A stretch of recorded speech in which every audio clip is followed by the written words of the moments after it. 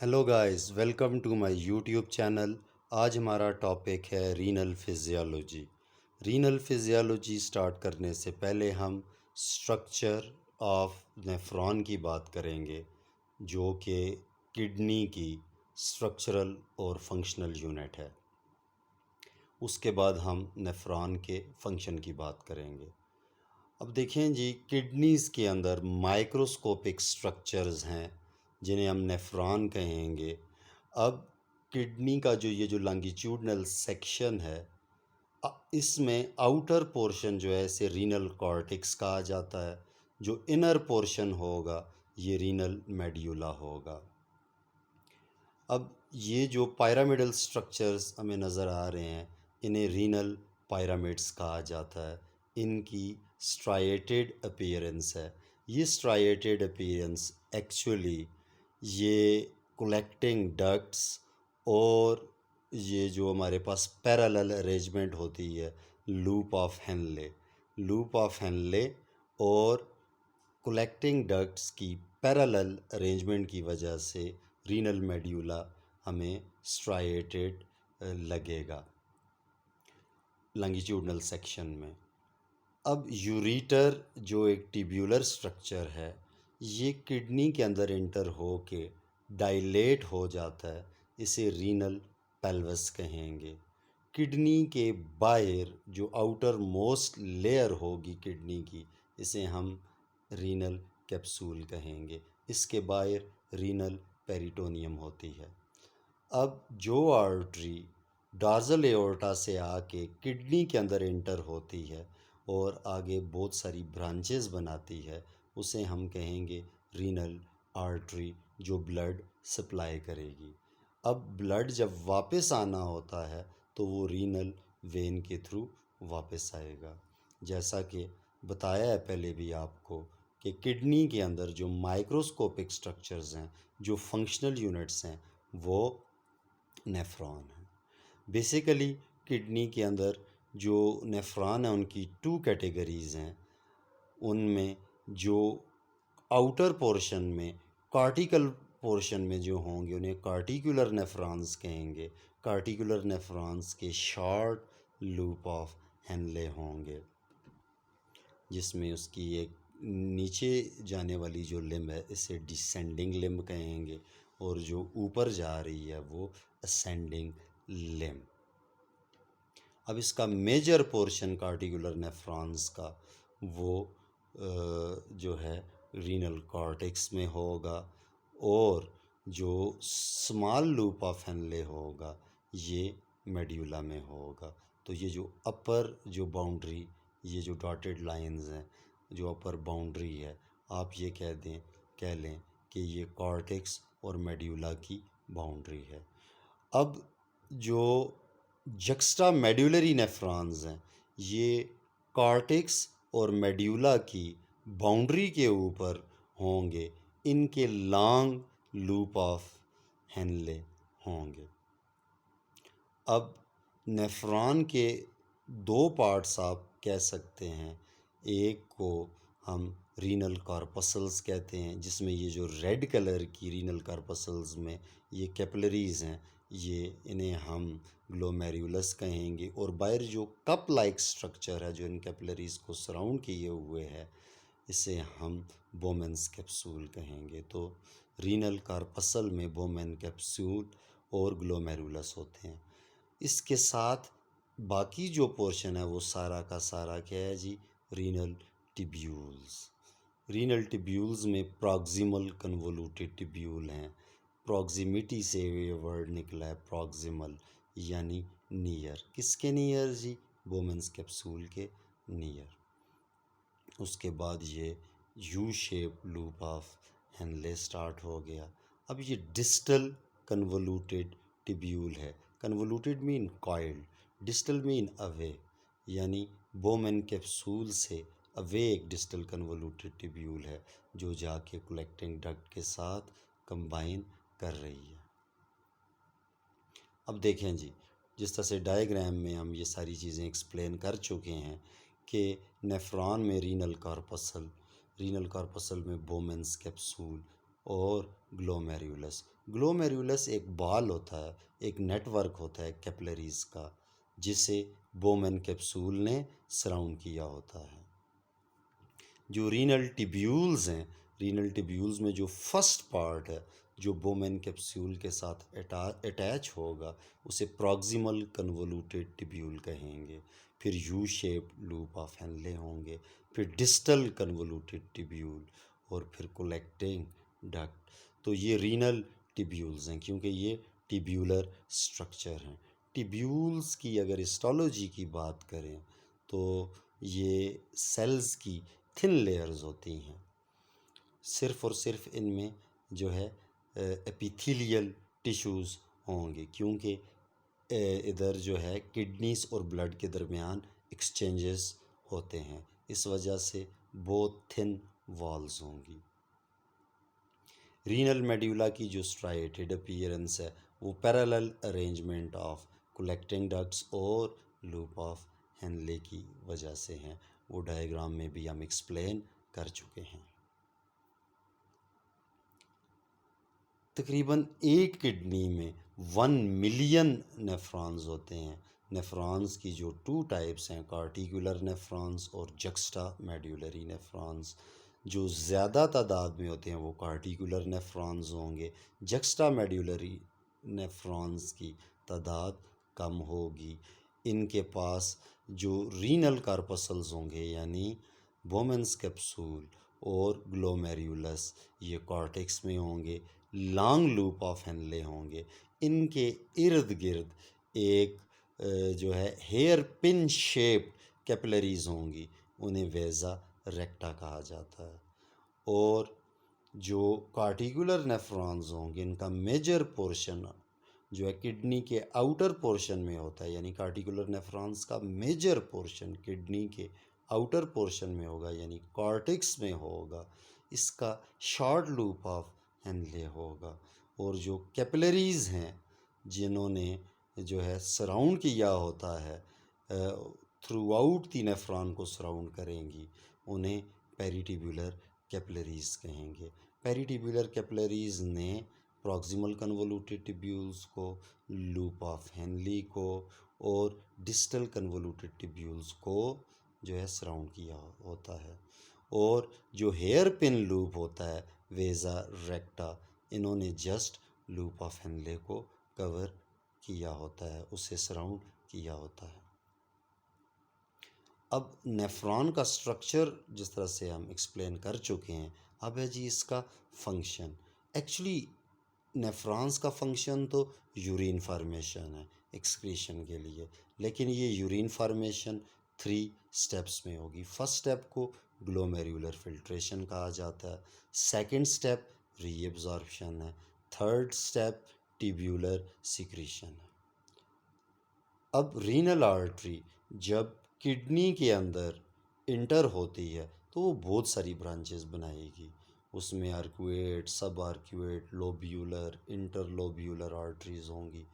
और फाइनली जो arteriole glomerulus के साथ आके कनेक्ट होगी उसे एफरेंट आर्टीरियोल कहा जाता है, जो ग्लोमेरुलस के तरफ ब्लड लेके आएगी। अब ग्लोमेरुलस से जो आर्टीरियोल आएगी उसे इफेरेंट आर्टीरियोल कहा जाता है। इफेरेंट आर्टीरियोल के बाद पेरिटिब्यूलर नेटवर्क ऑफ कैपिलरीज। तो ग्लोमेरुलस जो नेटवर्क ऑफ कैपिलरीज है, ये एक पोरस स्ट्रक्चर है। ये ब्लड प्रेशर की वजह से जो ग्लोमेरुलस के अंदर ब्लड प्लाज्मा होगा वो फिल्टर होके बोमेन्स कैप्सूल में आ जाएगा। तो ये फर्स्ट स्टेप होता है फिल्ट्रेशन। ये नॉन सेलेक्टिव प्रोसेस होता है। इसमें जो है वेस्ट प्रोडक्ट्स के साथ साथ यूज़फुल सब्सटेंसेस भी फिल्टर हो जाते हैं, सिवाय ब्लड सेल्स के और एल्ब्यूमिन प्रोटीन्स के। जो नेक्स्ट स्टेप है रीअब्जॉर्प्शन, ये रीनल टिब्यूल से किसी भी सब्सटेंस का वापस ब्लड में जाना। तो ये जो होगा टिब्यूलर रीअब्जॉर्प्शन, यानी entry of substances from renal tubules back into the blood. अब जो है जो थर्ड स्टेप है टिब्यूलर सिक्रीशन, यानी अगर कोई सब्सटेंस यहाँ पे फिल्टर नहीं हुआ तो वो फिर भी ब्लड में से निकल के वापस जो है वो रीनल ट्यूब्यूल्स में आ सकता है। तो ये है ट्यूब्यूलर सिक्रीशन। तो इन 3 स्टेप्स की मदद से यूरिन फॉर्मेशन होती है। इस वीडियो में हम ग्लोमेरुलर फिल्ट्रेशन की डिटेल पढ़ेंगे। फिर नेक्स्ट वीडियोस में हम रीनल फिजियोलॉजी में इन तमाम प्रोसेसेस की भी डिटेल डिस्कस करेंगे। अब जो टोटल ब्लड प्लाज्मा का जो वॉल्यूम है वो 2.75 लीटर्स होता है। यानी हमने ये कहा कि जस्ट 20% जो है ग्लोमेरुलर फिल्ट्रेट में प्लाज्मा कन्वर्ट होगा, यानी ब्लड प्लाज्मा का जस्ट 20% फिल्टर होगा, और बाकी इसका मतलब ये है कि जो 80% है उधर ग्लोमेरुलस से इफरेंट आर्टीरियोल में चला जाएगा। तो 24 आवर्स में तकरीबन 65 टाइम्स ब्लड प्लाज्मा ने फ़िल्टर होना होता है, लेकिन उसका एक मेजर पोर्शन दोबारा से रीअब्ज़ॉर्ब हो जाता है। अब देखें जी, जो फर्स्ट स्टेप है यूरिन फार्मेशन का, यानी नेफ्रॉन के फंक्शन का, वो है ग्लोमेरुलर फिल्ट्रेशन। यानी ब्लड प्लाज्मा से जितने भी सब्सटेंसेस होंगे स्वाय आरबीसीज की और एल्ब्यूमिन प्रोटीन्स के, वो फिल्टर हो के बोमेंस कैप्सूल में चले जाएंगे। ये नॉन सेलेक्टिव प्रोसेस होगा, यानी हार्मफुल सब्सटेंसेस के साथ साथ यूज़फुल सब्सटेंसेस की भी फिल्टरेशन हो जाती है। अब उसके लिए जो फोर्सेस हैं वो हम नेक्स्ट डिस्क्राइब करेंगे। सबसे पहले हम बताते हैं जी कि ग्लोमेरुलर फिल्ट्रेशन रेट क्या है।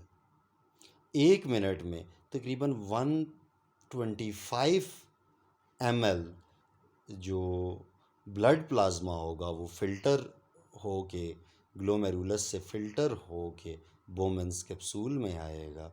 इसे हम ग्लोमेरुलर फिल्ट्रेट कह देंगे। और जो है ये एक दिन में अगर इसी रेट से ये प्रोसेस कंटिन्यू रहे तो एक दिन में 180 litre per day glomerular filtrate बनता है। जैसा कि हमारे यूरिन का वॉल्यूम नॉर्मली 1.5 लीटर होता है, तो फिर इससे हम ये गैस कर सकते हैं कि 178.5 लीटर्स रीअब्ज़ॉर्ब हो जाता है।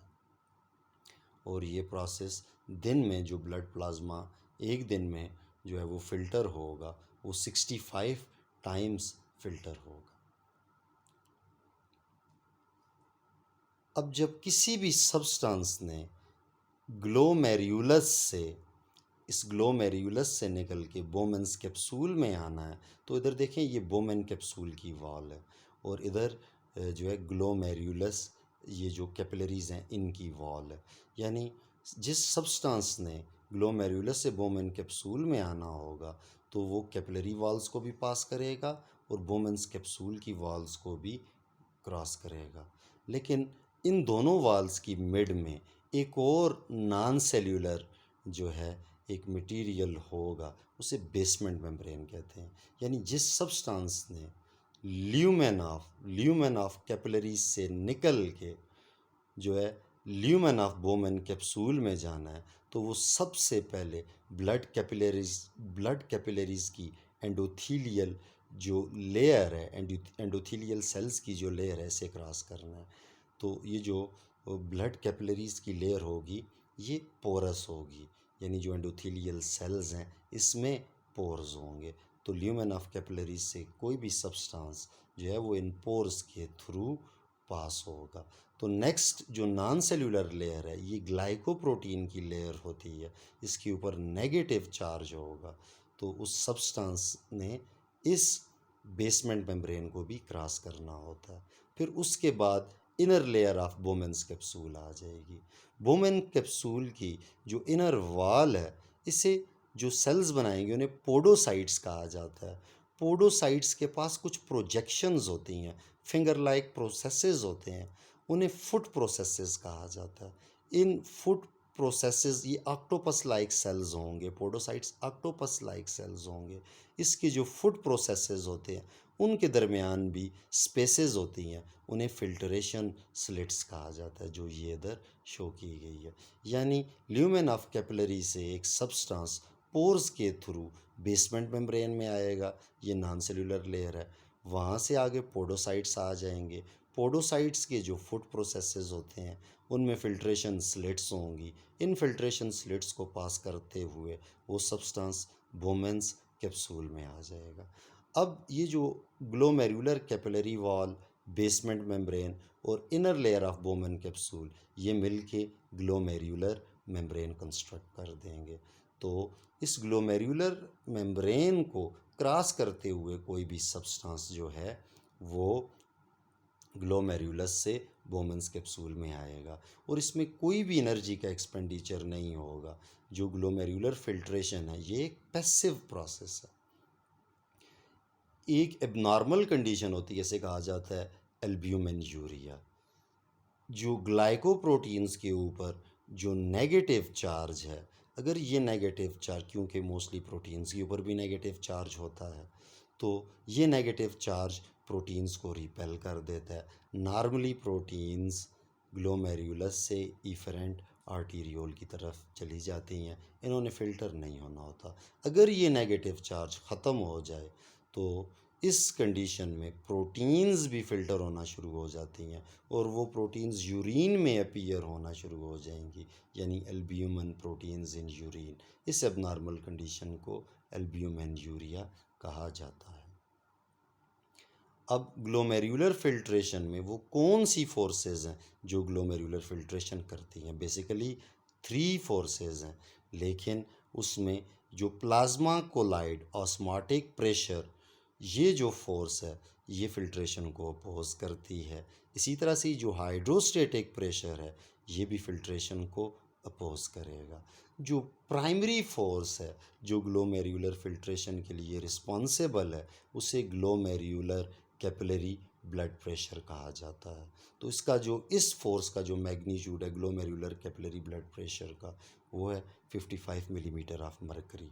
और जो प्लाज्मा कोलाइड ऑस्मोटिक प्रेशर है इसका मैग्नीट्यूड है 30 मिलीमीटर ऑफ मरकरी। और जो हाइड्रोस्टेटिक प्रेशर है इसका मैग्नीट्यूड है 10 मिलीमीटर ऑफ मरकरी। अब ये दोनों फोर्सेस ये फिल्ट्रेशन को अपोज करेंगी, यानी इनका मैग्नीट्यूड बन जाता है 45 millimetre of mercury.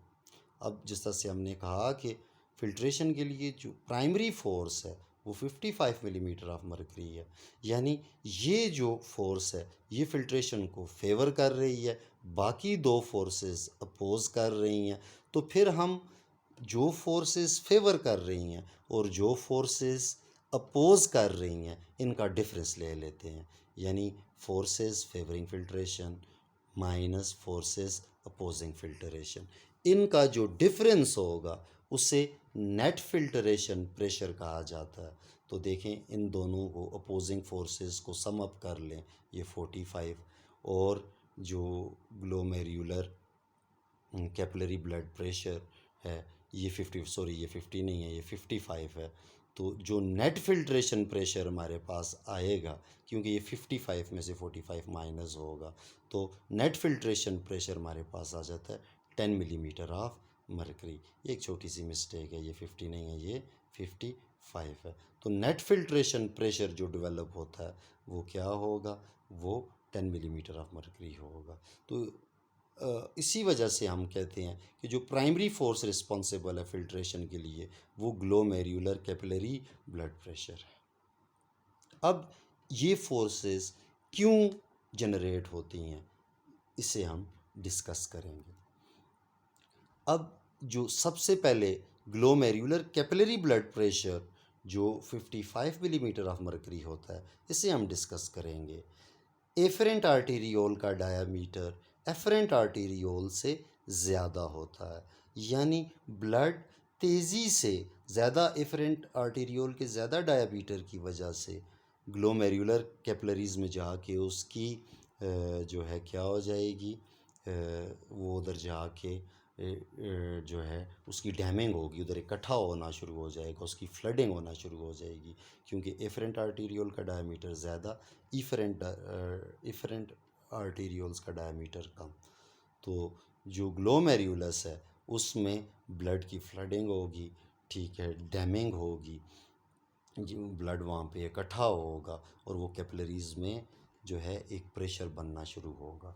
Normally capillaries में 55 मिलीमीटर ऑफ मर्करी प्रेशर नहीं होता, ये सिर्फ़ और सिर्फ किडनी के अंदर ग्लोमेरुलस में ये हाई प्रेशर जनरेट होता है। दूसरी चीज़ होती है रेजिस्टेंस, क्योंकि इफरेंट आर्टीरियोल्स का डायमीटर कम है तो रेजिस्टेंस जनरेट होगा, इस रेजिस्टेंस की वजह से भी ग्लोमेरुलस में प्रेशर बढ़ेगा। तो दो चीज़ें हमने याद रखनी होती हैं जो ग्लोमेरुलर कैपिलरी ब्लड प्रेशर के लिए रिस्पॉन्सिबल हैं। एक, इफरेंट आर्टीरियोल के कम डायमीटर की वजह से जो रेजिस्टेंस डेवलप होता है, और दूसरा जो ब्लड की ग्लोमेरुलस में फ्लडिंग होती है, जो डैमिंग होती है, इकट्ठा होता है वहाँ पे ब्लड, तो वो प्रेशर एक्सर्ट करेगा। अब जो नेक्स्ट हमने बात की थी कि प्लाज्मा कोलाइड ऑस्मोटिक प्रेशर ये क्यों जनरेट होता है, वो इस वजह से कि जब ग्लोमेरुलर कैपिलरी ब्लड प्रेशर की वजह से ग्लोमेरुलर फिल्ट्रेट बनना शुरू हो जाएगा तो इसमें वाटर होगा। वाटर जो ही बोमेन कैप्सूल में इकट्ठा होगा, वाटर की कंसंट्रेशन ज़्यादा होगी।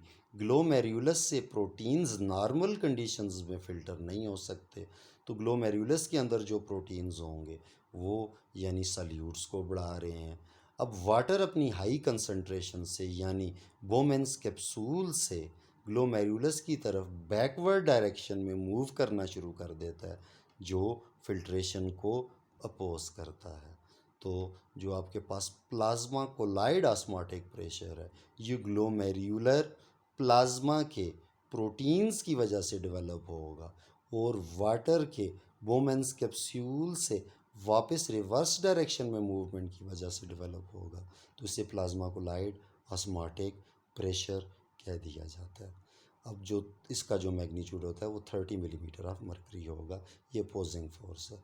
अब जो हमारे पास हाइड्रोस्टेटिक प्रेशर है जिसका मैग्नीट्यूड 10 मिलीमीटर ऑफ मर्करी है, जो ही ग्लोमेरुलर फिल्ट्रेट बनेगा, जो फर्स्ट पार्ट होगा प्रॉक्सिमल कन्वोल्यूटेड ट्यूब्यूल, तो वहाँ पे जो ही फ्लूइड्स ज़्यादा होंगे, वाटर ज़्यादा होगा, तो ये ग्लोमेरुलर फिल्ट्रेट इसकी टेंडेंसी होती है कि ये initial part of proximal convoluted tubule से वापस जो है ये ग्लोमेरुलस में आना शुरू हो जाता है और ये भी फिल्ट्रेशन को अपोज करता है। इसका मैग्नीट्यूड होता है 10 मिलीमीटर ऑफ मर्करी।